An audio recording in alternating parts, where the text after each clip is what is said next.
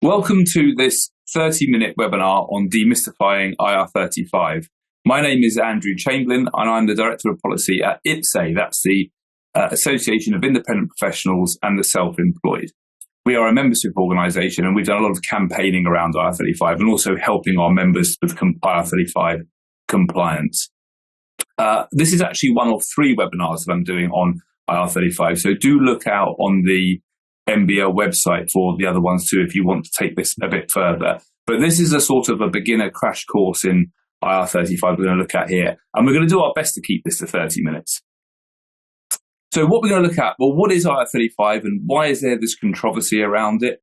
Who is within scope of the IR35 rules? So who exactly needs to worry about IR35?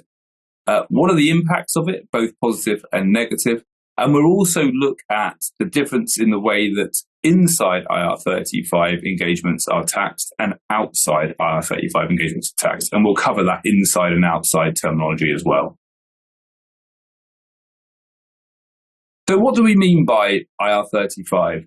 Well, it's actually shorthand for tax legislation, which has been designed to prevent disguised employees from gaining a tax advantage from working in a way which is something other than normal employment. The legislation itself was known as the intermediaries legislation originally, and that's Chapter 8 of the Income Tax, Earnings and Pensions Act. And then we had a change in 2017 in the public sector and 2021 in the private sector, and that was Chapter 10 of ITPA. And then that became known as the off-payroll working rules. But the phrase IR35 encompasses the whole world, the whole universe of these rules, really.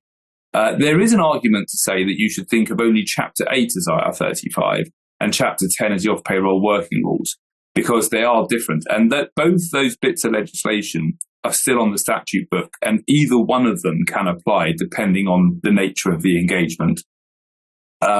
But everyone uses IR35 as a sort of a nickname.